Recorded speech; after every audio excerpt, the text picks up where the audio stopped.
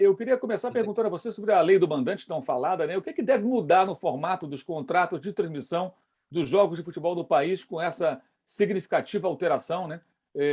Que ocorre agora, ou seja, o clube mandante passa a ter a totalidade dos direitos ao vendê-los para transmissão, para a televisão, para a internet, para o que for. Veja, o ordenamento jurídico, né, a definição legislativa na qual negociações ocorrem, funciona, na verdade, como uma das premissas fundamentais para a definição de estratégia e de valoração dos direitos. No Brasil, nós já vivemos de tudo, né?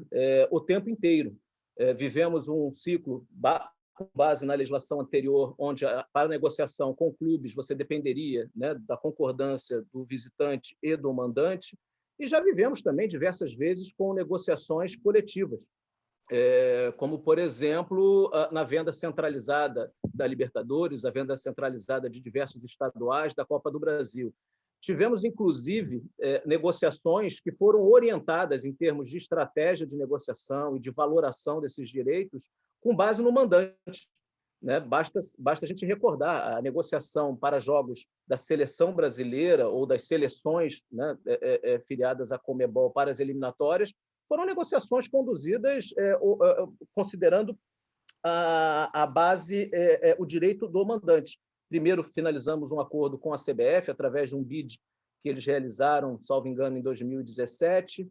Na sequência, obtivemos direitos da Argentina como mandante e, na sequência, contratos firmados com as outras federações através das respectivas agências. O que na verdade, eu quero mencionar, né, com essa colocação?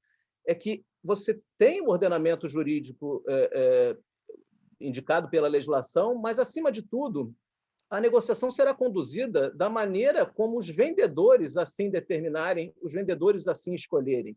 Há diversos países do mundo onde você tem um direito natural que inicia no clube mandante, mas esses clubes mandantes resolveram, o que eles resolveram fazer com esse direito individual? Transformar esse direito individual em um elemento de uma agenda, né, de um pacote coletivo, através de ligas e comercializados junto ao mercado de maneira centralizada. E como é que a Globo está se posicionando a respeito disso, né, com relação ao contrato em vigor, contratos futuros? Qual o posicionamento da Globo para toda essa questão? Até porque houve uma discussão muito grande, né? A lei do mandante, por intermédio de medida provisória, entra em vigor, mas vale para contratos anteriores, só vale para novos contratos. Eu queria que você colocasse uma luz um pouco nessa questão do ponto de vista da empresa.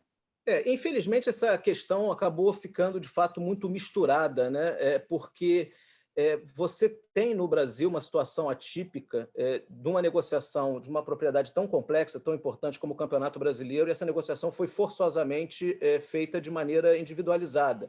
Então, você tem contratos individualizados por mídias, contratos individualizados por clubes.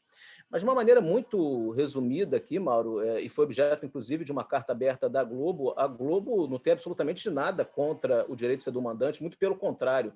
A Globo entende que isso pode e deve, sim, ser uma evolução, representar uma evolução para o futebol brasileiro, desde que a gente não caia numa armadilha de achar que isso traz só a liberdade, a segurança de qual é o jogo que está vendido, sem considerar a sustentabilidade dos negócios e a necessidade que tanto o mercado quanto o futebol precisam na organização da distribuição e venda dos direitos.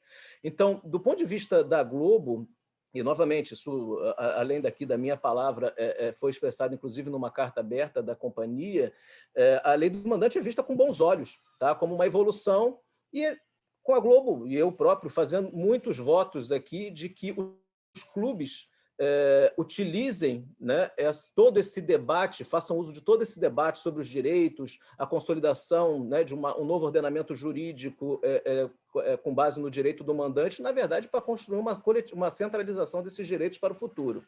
Sobre os contratos vigentes, como eu acabei mencionando na resposta anterior, negociações, estratégias de negociações, valorações de direitos, elas são feitas considerando uma série de premissas. E uma delas, logicamente, é qual é a regra do jogo. né? E nós estamos no meio de um ciclo contratual e a regra do jogo, na hora da negociação, definição da estratégia e valoração desses direitos, era o ordenamento anterior. A Globo, quando realizou a aquisição de direitos de 2019 a 24 da Série A, negociação conduzida por mim entre 16 e 18, principalmente, a Globo objetivou a aquisição de direitos junto a clubes, envolvendo a exclusividade desses clubes naquelas plataformas. Ora, se alguma coisa posterior, né, provoca alguma alteração, né, nesse pacote de jogos e na característica dos direitos adquiridos da exclusividade, é lógico que isso causa um impacto. Esse impacto na Globo, eu até acho que a gente não precisa discorrer tanto sobre isso, mas há um impacto para o próprio mercado. Quanto mais inseguro, quanto mais indefinido, eu acho que o termo até melhor realmente é inseguro, for um processo de venda de direitos, é pior, na realidade, para o próprio mercado, para a própria indústria, para os próprios vendedores.